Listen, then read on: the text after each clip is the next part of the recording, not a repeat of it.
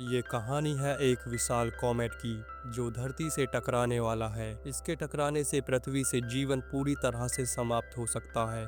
इस खबर को सुनने के बाद सरकारें क्या करती हैं और कैसे कुछ लालची इंसान अपनी नीच हरकत दिखाने से बाज नहीं आते।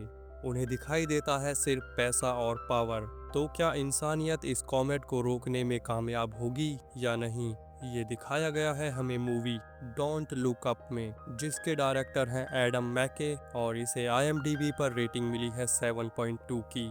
हाय दोस्तों, हमारे चैनल फिल्मी कहानी में आपका स्वागत है। तो चलिए इस मूवी की कहानी को शुरू करते हैं। कहानी की शुरुआत होती है PhD स्टूडेंट केट डिबियास्की से, जो एस्ट्रोनॉमी की एक स्टूडेंट है और एक बहुत बड़ी खोज करती है।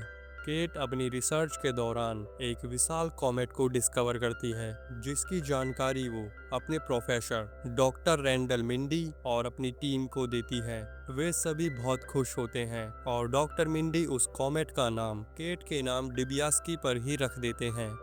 फिर अपनी कुछ कैलकुलेशन के दौरान डॉक्टर मिंडी को पता चलता है कि ये कॉमेट सीधा पृथ्वी की तरफ बढ़ रहा है और ये 6 महीने 14 दिन में पृथ्वी से टकराएगा और ये टक्कर इतनी भयंकर होगी कि पूरी धरती तबाह हो जाएगी।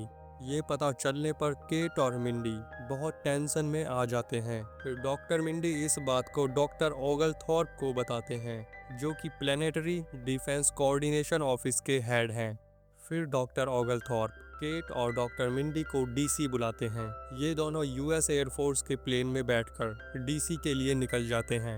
वहां पहुंचते ही वो सीधा व्हाइट हाउस जाते हैं, जहां इन्हें डॉक्टर टेडी ओगलथॉर्प भी मिलते हैं। ये सब इस जानकारी को प्रेसिडेंट तक पहुंचाने आए थे। वो वहां बहुत देर तक प्रेसिडेंट से मिलने का इंतजार करते हैं, पर वो उन्हें अगले दिन बुलवाती हैं और उन्हें पास ही के एक होटल में रुकने को बोलते हैं। यहाँ केट अपने बॉयफ्रेंड से बात करती है, जो कि एक न्यूज चैनल के लिए काम करता है। वो केट को बताता है कि प्रेसिडेंट जेनी ऑर्लिन पहले से ही एक झमेले में उलझी हुई हैं, क्योंकि उसके supreme court nominee sheriff colon का सेक्स स्कैंडल बाहर आ गया था, जिसकी वजह से आम जनता उस पर सवाल उठा रही थी। अब अगले दिन डॉक्टर मिंडी, केट और ओगलथॉर्प प्रेसिडेंट से मिलने जाते हैं। फिर वे प्रेसिडेंट को कॉमेट के बारे में सब कुछ अच्छे से शुरू से बताते हैं। वे बताते हैं कि ये कॉमेट 8 से 10 किलोमीटर बड़ा है, जो 6 महीने में चिली के वेस्ट साइड से टकराएगा और इसके इम्पैक्ट से 1 किलोमीटर ऊंची सुनामी और बहुत भयंकर भूकंप आएगा, जिससे पृथ्वी पर जीवन समाप्त हो जाएगा। मतलब कि ये कॉमेट एक प्लेनेट किलर है। प्रेसिडेंट जेनी ऑर्लिन और उनका बेटा जेसन ऑर्लिन उनकी इस बात को सीरियसली ना लेते हुए उनका मजाक भी उड़ाते हैं। प्रेसिडेंट को बस 3 हफ्ते बाद होने वाले इलेक्शंस की चिंता थी। फिर ओगलथॉर्प प्लान बनाता है कि वे इस खबर को मीडिया में लीक कर देंगे, क्योंकि प्रेसिडेंट इस पर कुछ नहीं करने वाली। इस काम के लिए केट अपने बॉयफ्रेंड की मदद लेती है। वो उन्हें कुछ रिपोर्टर्स से मिलवाता है और वे लोग उन्हें एक शो पर बुलाते हैं, जिसे होस्ट करते हैं जैक और बिली। फिर अगली सुबह केट और डॉक्टर मिंडी वहां पहुंचते हैं। डॉक्टर मिंडी बहुत ज़्यादा स्ट्रेस ले रहे थे, क्योंकि ये सब उनके लिए बहुत नया था। उन्हें शायद सोशल एंजाइटी भी थी, पर वो खुद को संभाल कर इस इंटरव्यू के लिए खुद को रेडी करते हैं। तभी उनकी मुलाकात राइले बीना से होती है, जो एक फेमस सिंगर थी, जिसका अभी अभी ब्रेकअप हुआ था DJ चैलो के साथ। और डॉक्टर मिंडी से पहले राइली बीना का इंटरव्यू होता है, जहां वो अपने एक्स बॉयफ्रेंड से दोबारा एक होने को कहती है और DJ चैलो भी लाइव आकर उसे शादी के लिए प्रपोज करता है। उसके बाद बारी आती है डॉक्टर मिंडी और केट की। वे होस्ट को फिर से उस कॉमेट और उससे आने वाली तबाही के बारे में बताते हैं, पर होस्ट ब्री और जैक भी उनकी बात सीरियसली नहीं लेते और इधर उधर की बातें करने लगते हैं, जिस पर केट अपना संयम खो देती है और उन पर भड़क जाती है और वहां से चली जाती है। इस इंटरव्यू के बाद वे इसकी एनालिटिक्स देखते हैं और पता चलता है कि डॉक्टर मिंडी तो बहुत लोगों के फेवरेट बन गए हैं अपने चार्म की वजह से, पर केट सिर्फ एक मीम मटेरियल बनकर रह गई। केट और मिंडी इस बात से बहुत परेशान थे कि लोग उनकी बात को समझ क्यों नहीं रहे और डर क्यों नहीं रहे। इस बीच केट का बॉयफ्रेंड भी उससे ब्रेकअप कर लेता है, क्योंकि सब उसे पागल सन की समझ रहे थे। अब प्रेसिडेंट जेनी ऑर्लिन और शेरिफ कॉलन के पास्ट अफेयर की न्यूज मीडिया में लीक हो जाती है, और ये भी कि ऑर्लिन ने शेरिफ को अपने प्राइवेट पार्ट्स की पिक्चर सेंड करी थी, जो कि अब वायरल हो चुकी है, जिससे प्रेसिडेंट की इमेज पर नेगेटिव इम्पैक्ट पड़ता है और वो डॉक्टर मिंडी, ओगलथॉर्प और केट को FBI द्वारा अरेस्ट करवाकर अपने पास बुलाती है। यहाँ वो इन सब से गलती मांगती है और इस सिचुएशन की सीरियसनेस को समझते हुए वो एक्शन लेने को तैयार होती है। डिबियास्की ये समझने में ज़्यादा टाइम नहीं लगाती कि प्रेसिडेंट अपनी नेगेटिव न्यूज़ से ध्यान हटाकर जनता की नज़रों में अच्छा बनना चाहती है, पर वो खुश थी क्योंकि चाहे किसी भी वजह से एटलीस्ट ये कुछ कर तो रहे हैं। फिर प्रेसिडेंट एक इमरजेंसी प्रेस कॉन्फ्रेंस रखती हैं, जिसमें वो इस खतरे के बारे में अपनी जनता को बताती हैं और साथ ही उस कॉमेट को ख़त्म करने का प्लान भी उनके साथ शेयर करती हैं। वो बताती है कि हम कुछ सैटेलाइट्स न्यूक्लियर वेपन्स के साथ भेजेंगे जो उस कॉमेट को स्पेस में ही तबाह कर देंगी। इस मिशन को अंजाम देने के लिए वो चुनती हैं बेनेडिक्ट ड्रेस्क को। ये मिशन रिमोटली भी हो सकता था, पर प्रेसिडेंट को इसे ज़्यादा इमोशनल बनाना था। अब ऑर्लिन इलेक्शंस जीत जाती है और मिशन की तैयारी भी जोरों शोरों से चल रही थी। इसी बीच डॉक्टर मिंडी और ब्री के बीच अफेयर भी शुरू हो जाता है और वो एक दूसरे के साथ सोने लगते हैं। अब दिन आता है रॉकेट लॉन्च करने का।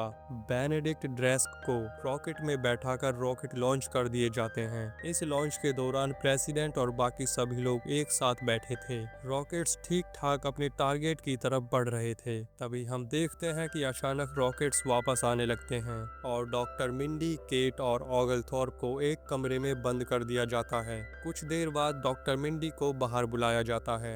फिर प्रेसिडेंट उन्हें बताती हैं कि हमारे दोस्त पीटर की कंपनी बैश को कॉमेट डिबियास्की के बारे में कुछ पता चला है। फिर पीटर बताता है कि उन्हें इस कॉमेट पर मिले हैं लगभग 170 ट्रिलियन डॉलर के रेयर मिनरल्स, जो हमारे लोगों की तकदीर बदल कर रख देंगे। गरीबी, भुखमरी सब खत्म हो जाएगी। पर डॉक्टर मिंडी एक सवाल पूछते हैं कि हम इन डॉलर्स का करेंगे क्या जब पूरी पृथ्वी ही खत्म हो जाएगी। इस पर पीटर बताता है कि हमारे पास एक प्लान है। दोस्तों, उसका प्लान था कि बैश द्वारा बनाए गए नई टेक्नोलॉजी के ड्रोन्स, जिन्हें बीड्स भी कह सकते हैं, वो जाकर कॉमेट से चिपक जाएंगे और उसके अंदर एक्सप्लोसिव डालकर उसमें ब्लास्ट करेंगे, जिसकी वजह से कॉमेट 30 छोटे छोटे टुकड़ों में टूटकर अलग हो जाएगा और उन टुकड़ों को पैसिफिक ओशियन में गिराया जाएगा, जहां US नेवी शिप्स उन्हें अपने कब्जे में ले लेंगी। अब इसी प्लान को डॉक्टर मिंडी, केट और ओगलथॉर्प को समझा रहे होते हैं, पर केट इसके बिल्कुल खिलाफ थी और वो गुस्सा भी थी क्योंकि डॉक्टर मिंडी भी उनके इस मिशन का हिस्सा बन गए हैं। यहाँ केट इस मिशन के बारे में लोगों को भी बता देती है, जिससे लोग भड़क जाते हैं और तोड़फोड़ करना शुरू कर देते हैं। फिर केट को गिरफ्तार कर लिया जाता है क्योंकि उसने नेशनल सीक्रेट्स को पब्लिक कर दिया था, पर उसे कुछ कंडीशंस के साथ छोड़ दिया जाता है और फिर वो अपने मॉम डैड के घर जाती है, पर वे उसके लिए दरवाजा तक नहीं खोलते क्योंकि वो भी पीटर के मिशन के फेवर में थे। अब डॉक्टर मिंडी और ब्री एक रूम में पहुंचते हैं जहां डॉक्टर मिंडी की वाइफ जून पहले से ही उसका इंतजार कर रही थी। जून बताती है कि उसको कुछ शक हुआ तो वो देखने चली आई। फिर वो मिंडी को वहीं छोड़कर चली जाती है और मिंडी ब्री के साथ ही रुक जाता है। फिर हमें दिखाया जाता है कि केट एक सुपरमार्केट में काम कर रही होती है। वहाँ कुछ लड़के आते हैं जो उसे पहचान लेते हैं और वो उसके फैन भी थे। केट उन्हें फ्री में ही सामान दे देती है और वो उसे अपनी प्लेस पर इनवाइट करते हैं। उसके बाद हमें दिखाया जाता है बैश कंपनी के एक बेस को, जहां पीटर मैडम प्रेसिडेंट और डॉक्टर मिंडी को अपने ड्रोन्स दिखाता है। यहाँ डॉक्टर मिंडी पीटर से कुछ सवाल पूछते हैं, जिससे पीटर मिंडी पर भड़क जाता है क्योंकि वो एक बहुत ईगोइस्टिक पर्सन था। उसे सिर्फ अपनी टेक्नोलॉजी पर विश्वास था और किसी पर नहीं। यहाँ वो मिंडी को बताता है कि उसके एल्गोरिदम ने मिंडी की डेथ को भी प्रिडिक्ट कर लिया है। वो एक बहुत बुरी मौत मरेगा, वो भी बिल्कुल अकेले। इसके बाद सीन चेंज होता है और केट को उन लड़कों के साथ एंजॉय करते हुए दिखाया जाता है। यहाँ केट यूल नाम के लड़के के साथ किस करती है। उधर डॉक्टर मिंडी फिर से जैक एंड बिरी के शो के लिए रेडी हो रहे थे। ये लोग यहाँ फिर से बहुत ही मजाकिया तरीके से कॉमेट के बारे में बात करते हैं, जिसकी वजह से मिंडी को गुस्सा आ जाता है और वो अपना आपा खो देते हैं और एक बार फिर वो लोगों को उस कॉमेट के लिए वार्न करते हैं। इस बार वो प्रेसिडेंट जेनी ऑर्लिन को भी बुरा भला कहते हैं। फिर उन्हें शो से बाहर निकाल दिया जाता है और वो अपने घर की तरफ जाने लगते हैं। उधर केट उस यूल नाम के लड़के के साथ एक बिल्डिंग की छत पर लेटी होती है और वहाँ वे किस भी करते हैं। उसी वक्त केट को वो कॉमेट खुले आसमान में दिखाई देता है। साथ ही डॉक्टर मिंडी को भी गाड़ी चलाते समय कॉमेट दिखाई दे जाता है। वो गाड़ी रोककर बाहर निकलते हैं और ऊपर देखते हैं। उनके साथ बाकी लोग भी अपनी अपनी गाड़ियों में से उतरकर उस कॉमेट को देखने लगते हैं। फिर वो केट को फोन करते हैं और उसे लेने जाते हैं। उस कॉमेट को देखकर लोग डर जाते हैं।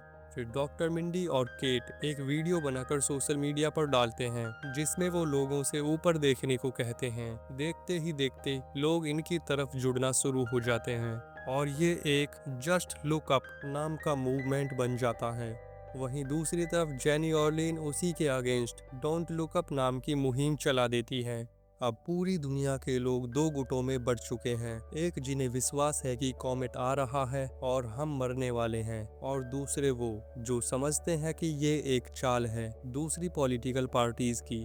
फिर हमें दिखाया जाता है ऑगलथॉर्प को। उन्हें एक फोन आता है और वो केट को बताते हैं कि ऑर्लिन और बैश ने रशिया, इंडिया और चाइना को मिनरल्स के राइट्स देने को मना किया है, तो उन्होंने मिलकर एक डिफ्लेक्शन मिशन शुरू किया था। पर तकरीबन 40 मिनट पहले एक बहुत बड़ा धमाका हुआ है रशिया के बाइकनूर लॉन्च कॉम्प्लेक्स में, तो शायद ये मिशन फेल हो गया है।